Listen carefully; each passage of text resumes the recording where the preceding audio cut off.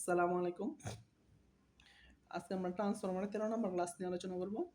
যেখানে বলা আছে একটি single phase 50 hertz 2200/200 volt step down ট্রান্সফরমারের কোরের প্রস্থচ্ছেদের ক্ষেত্রফল অর্থাৎ এর মান দেওয়া আছে 36 বর্গ সেন্টিমিটার এবং সর্বোচ্চ ফ্লাক্স ডেনসিটির পরিমাণ 6 ওয়েবার পার বর্গ মিটার। তাহলে দেখেন এখানে বিএম ডেনসিটি ফ্লাক্স ডেনসিটি সর্বোচ্চ ফ্লাক্স যদি বলে তাহলে বুঝবেন যে এম এর মান।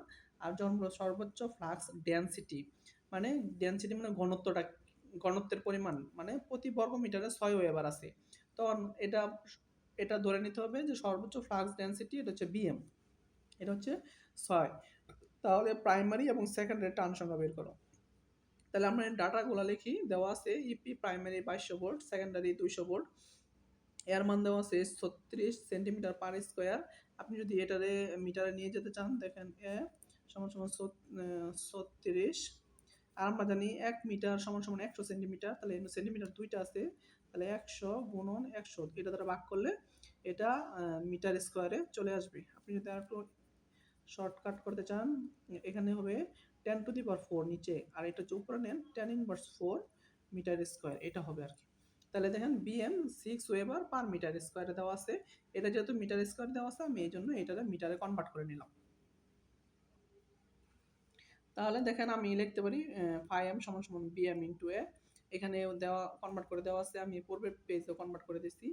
তাহলে দেখেন এখানে এম বিএম হচ্ছে 6 এ 36 ইন্টু 36/100 ইন্টু 100 অথবা 36 ইন্টু 10 ইনভার্স 4 ওটা লিখতে পারতেন, সেম কথা।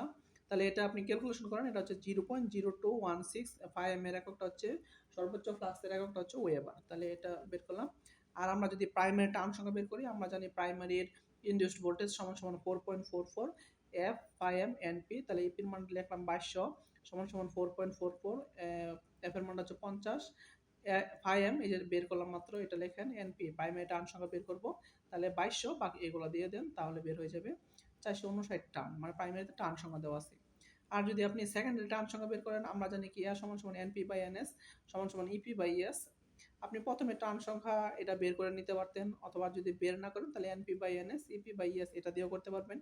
তাহলে যেন প্রাইমারি টার্ন সংখ্যা ছিল 459, এনএস সেকেন্ডারি টার্ন সংখ্যা আমরা বের করব। প্রাইমারির ভোল্টেজ ছিল 2200 ভোল্ট, সেকেন্ডারি ছিল কত 200। তাহলে আমি এখান থেকে এনএসটা বের করলাম, এটা হচ্ছে আমার 42 টার্ন। ঠিক আছে, ধন্যবাদ সবাইকে।